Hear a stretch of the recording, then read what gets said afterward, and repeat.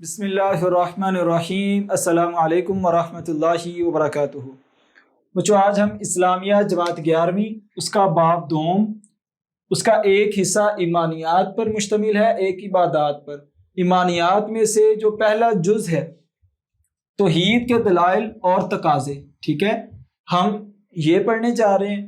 تو کتاب کا صفحہ نمبر آپ 13 نکال لیں، اور یہاں پر یہ ایک ہیڈنگ موجود ہے، وجود باری تعالیٰ اور توحید کے دلائل، جو کہ آپ کے سامنے یہ لکھ دی گئی ہے۔ ہم نے اللہ تعالیٰ کے وجود پر، یعنی کہ اللہ تعالیٰ کا ایک جو عکس ہے، اللہ کا جو نظام ہے، وہ اللہ کے ہونے کی دلیل ہے، اور کیا کیا چیزیں اللہ کے ہونے کی دلیل ہیں، ان چیزوں پر ہم نے دلائل پڑھنے ہیں۔ تو سب سے پہلے تو آپ نے یہ بتانا ہے کہ توحید ہے کیا، ٹھیک ہے۔ توحید کسے کہتے ہیں؟ اللہ تعالیٰ کو ذات میں ایک ماننا، صفات میں ایک ماننا، اور اسی طرح کہہ لیں کہ اللہ تعالیٰ کے کاموں میں ایک ماننا، یہ کیا ہے؟ توحید ہے۔ تو آپ نے توحید کو مختصراً آپ نے بیان کرنا ہے، آپ نے اس کی 2 لائنوں میں تعریف کر دینی ہے، اور اسی طرح آپ نے 1-2 لائنوں میں آپ نے اس کی اہمیت لکھنی ہے۔ اس کے بعد جو اصل ٹاپک ہے وہ ہے وجود باری تعالیٰ اور توحید کے دلائل، ٹھیک ہے۔ تو سب سے پہلی دلیل کیا ہے؟ سورہ الروم کی آیت نمبر آپ 30 دیکھیں۔ اس دلیل کی جو ہیڈنگ ہے وہ کیا ہے؟ فطرت انسانی پر دلیل، کہ فَأَقِمْ وَجْهَكَ لِلدِّينِ حَنِيفًا فِطْرَتَ اللَّهِ الَّتِي فَطَرَ النَّاسَ عَلَيْهَا۔ اس کا ترجمہ کیا ہے؟ تو آپ اپنا رخ جو ہے یکسوئی کے ساتھ جو ہے وہ اللہ کے لیے، اللہ کے دین کے ساتھ، یعنی یکسوئی کے ساتھ آپ دین پر قائم رہیں، اور فطرت اللہ التی فطر الناس علیہا، اللہ کی وہ فطرت ہے جس پر اس نے لوگوں کو پیدا کیا، ٹھیک ہے۔ یہی اللہ کی وہ فطرت ہے جس پر اس نے لوگوں کو پیدا کیا۔ یہاں اس کا کہنے کا مطلب کیا ہے؟ اس آیت کا یہاں یہ بتایا جا رہا ہے کہ دین جو ہے وہ انسان کی فطرت کے مطابق ہے۔ اگر آپ اللہ کو پہچاننا چاہتے ہیں، کوئی بچہ جو پیدا ہوتا ہے، آپ اس کو دنیا کی کوئی تعلیم نہ دیں، کچھ بھی نہ دیں، نہ وہ اسلام پڑھے، نہ کوئی ہندو مت پڑھے، نہ سکھ مت پڑھے، نہ وہ عیسائیت پڑھے، نہ یہودیت پڑھے، آپ اس کی اسی طرح پرورش کرتے جائیں۔ ایک ٹائم ایسا آئے گا جب اس میں عقل، شعور، ساری چیزیں پوری ہو جائیں گی نا، آپ اس کو اس روم سے باہر نکالیں جہاں اس نے ساری زندگی نکالی ہے۔ اب وہاں آ کر آپ اسے پوچھیں، کیا یہ جو اتنا خوبصورت نظام اور اتنا بڑا نظام آپ کو نظر آ رہا ہے، کیا یہ اپنے آپ بن سکتا ہے؟ وہ کیا کہے گا؟ نہیں بن سکتا۔ کیا اس کو بنانے والا کوئی ہے؟ وہ کہے گا ضرور ہے۔ اگر مجھے کوئی کھانا نہیں ڈائریکٹ کھلا سکتا، جب تک میں کھاؤں گا نہیں، بناؤں گا نہیں، میں کھانا کھا نہیں سکتا، میرے سامنے اپنے آپ کھانا بن نہیں سکتا، اتنی بڑی کائنات اور یہ نظام کیسے چل سکتا ہے؟ وہ آپ کو جواب دے گا۔ تو یہ دلیل جو ہے وہ انسان کی فطرت، یعنی فطرت جواب دیتی ہے کہ اس دنیا کو بنانے والا کوئی ہے، اور اس دنیا کو، اس نظام کو چلانے والا کوئی ہے، ٹھیک ہے۔ اور اللہ نے انسان کی فطرت میں، مادے میں جسے کہتے ہیں نا فطرت ہے، نیچر، انسان کی نیچر میں اللہ تعالیٰ نے توحید کو رکھا ہے۔ نہ چاہتے ہوئے بھی وہ کیا کرے گا؟ توحید کا اقرار کرے گا، چاہے وہ کسی غیر مسلم کا بچہ ہو یا مسلمان کا بچہ ہو۔ اس کے بعد دوسری دلیل کیا ہے؟ خالق حقیقی کے تصور پر دلیل، سورہ الطور کی آیت نمبر 35 اور 36۔ اس دنیا کو جب ہم دیکھتے ہیں تو اس کے بنانے والے کی طرف ہمیں جو ہے وہ ذہن دوڑ کر جاتا ہے۔ مثال کے طور پر ہمارے ہاتھ میں یہ مارکر ہے، تو کیا لگتا ہے یہ مارکر اپنے آپ بنا ہے؟ یہ پلاسٹک اپنے آپ تیار ہوئی ہے، اس میں یہ ساری چیزیں خود بنی ہیں، حتیٰ کہ اس میں جو انک ڈالتے ہیں، جو روشنائی ڈالتے ہیں، وہ اپنے آپ ڈل جاتی ہے، وہ اپنے آپ بن جاتی ہے۔ آپ جس کیمرے کے تھرو مجھے دیکھ رہے ہیں، جس میں ریکارڈنگ ہوئی ہے، جس موبائل کے تھرو دیکھ رہے ہیں، کیا یہ خود بنا ہے؟ جب یہ ساری چیزیں نہیں بنی تو یہ ساری کائنات، یہ نظام خود سے کیسے بن سکتے ہیں؟ تو بتایا گیا، ام خلقوا من غیر شیء ام هم الخالقون۔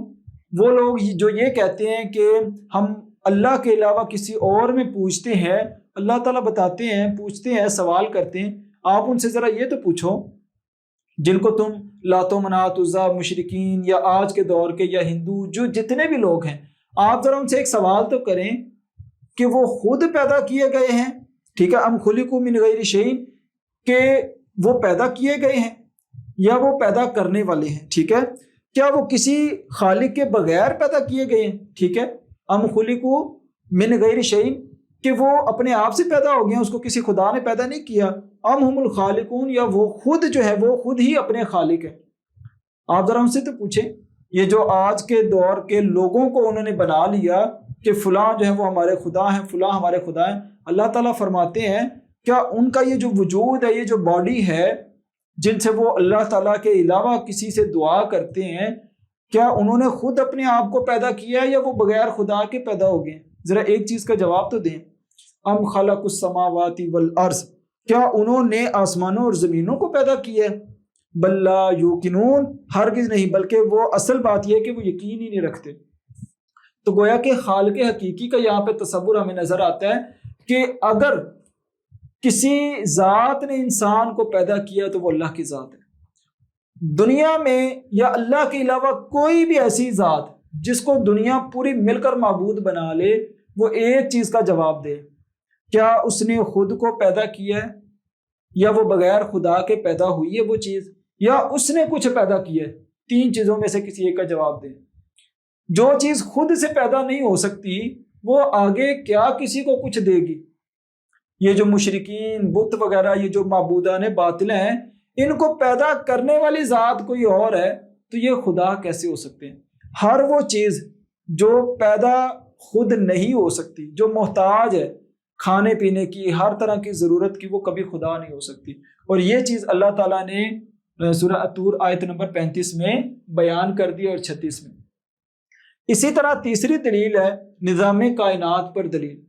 اتنا بڑا یہ جو نظام ہے، آپ اس میں ذرا سی گڑبڑی نہیں دیکھتے کہ ایک اکیڈمی کو چلانے کے لیے پرنسپل ہوتا ہے اور پورے سال میں جتنے دن وہ اکیڈمی چلتی ہے، پورا سال نہیں ہوتا، حالانکہ کتنی چھٹیاں نکال کے، کبھی خود پرنسپل لیٹ آ رہا ہے، کبھی ٹیسٹ لیٹ ہو رہا ہے، کبھی کیا ہو رہا ہے، حتیٰ کہ ایک ملک نہیں چلتا۔ ملک تو بہت بڑی مثال ہے، ایک چھوٹا سا ادارہ نہیں چلتا پورے ٹائم پر۔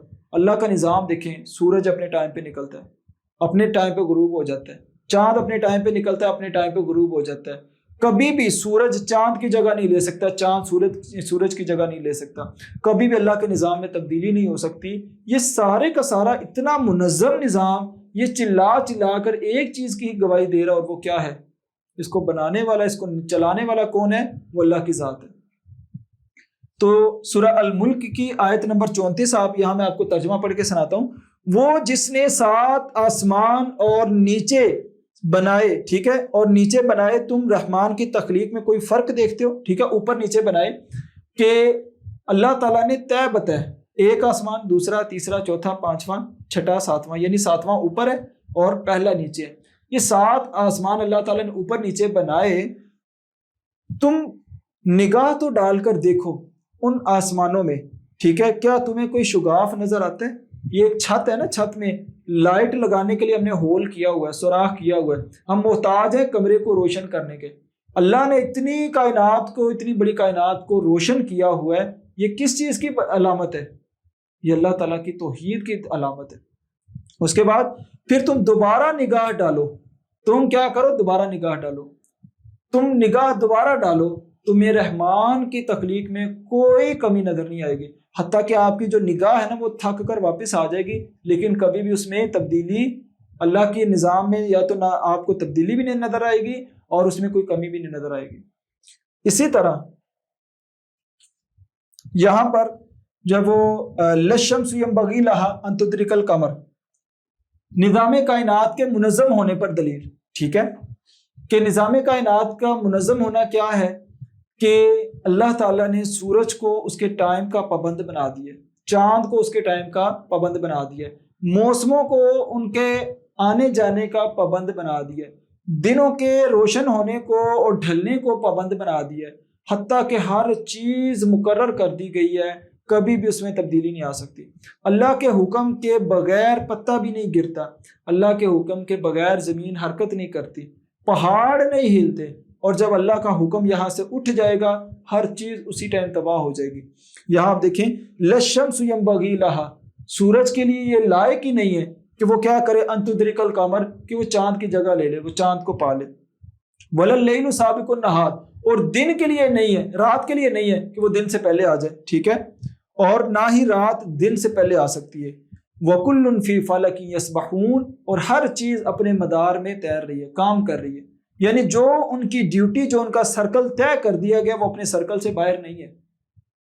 बस दो चीज़ों को इजाज़त मिली हुई है, वो कौन है? एक इंसान, दूसरे जिन, जो क्या कर रहे हैं? अपने सर्कल में, यानी कि अपनी मर्जी से जी रहे हैं। बाकी हर चीज़ को अल्लाह ने पाबंद बना दिया। इसी तरह अल्लाह के एक होने पर दलील, अल्लाह ताला फरमाते हैं कि मुझे ज़रा, ये अकली दलील है, याद रखें। अल्लाह ताला के वजूद पर दो तरह के दलाइल होते हैं, एक होते हैं अकली, एक होते हैं नकली, ठीक है।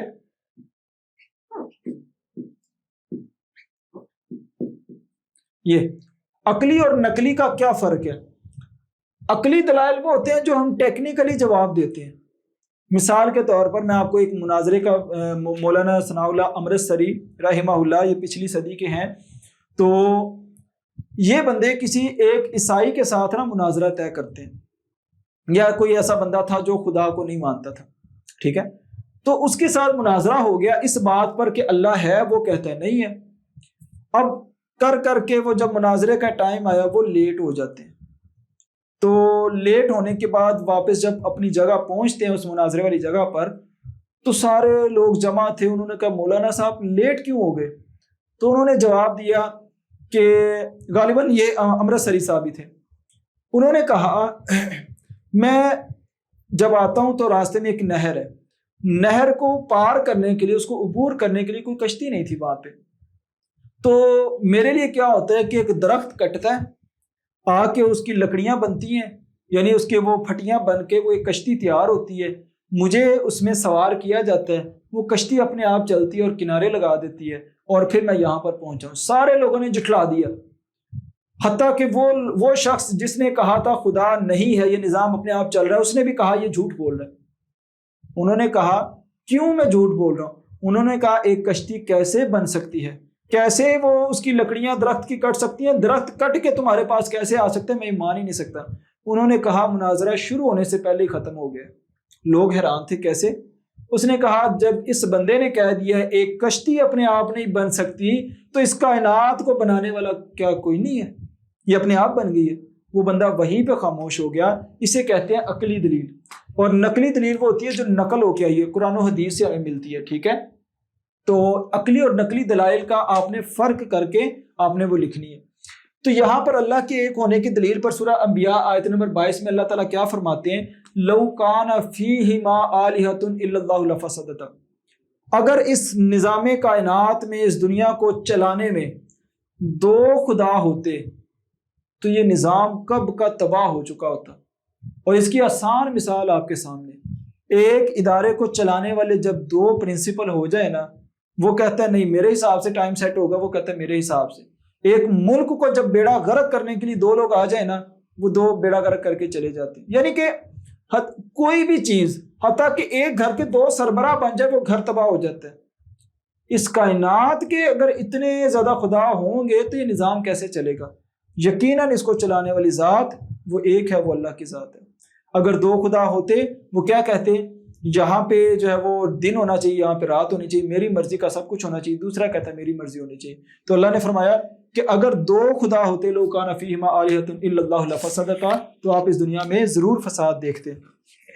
इसके बाद आप देखें आखिरी जो है तख्लीक़ इंसान में दलील कि वफ़ी अनफुसिकुम अफला तुबसिरून, सारी चीज़ें छोड़ दो ए इंसान, सारी चीज़ें छोड़ दो।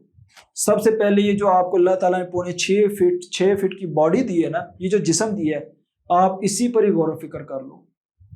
ये क्या ये अपने आप बन सकता है?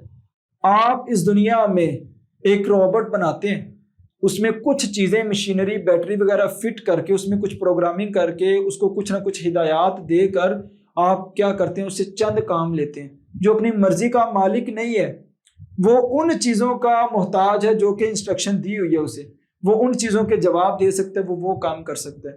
और कंपनियां उस पर फख्र करती हैं कि जी हमने जो है वो इसको बनाया, made in Pakistan, made by Honda, फलां फलां उन्होंने बना दिया। ऐसे ही है, अल्लाह ताला ने इस निज़ाम को देख लें, इंसान को बना के उसमें ऐसा निज़ाम फिट कर दिया, वो खाना भी खाता है اس کو ہضم بھی کرتا ہے، اس کا خون اپنے آپ بنتا بھی ہے، وہ انسان جوانی کے مراحل تک پہنچتا ہے اور اس کی باڈی مضبوط بھی ہوتی ہے اور ایک ٹائم آنے پر کمزور بھی ہوتی ہے۔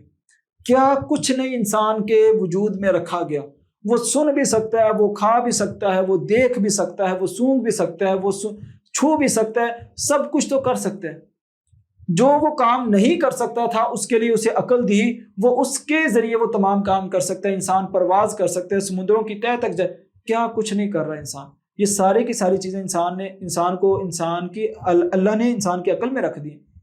اتنا سب کچھ کیا ہے؟ یہ اللہ کے ہونے کی دلیل ہے کہ آپ اپنے وجود پر کیا کریں؟ غور و فکر کر لیں۔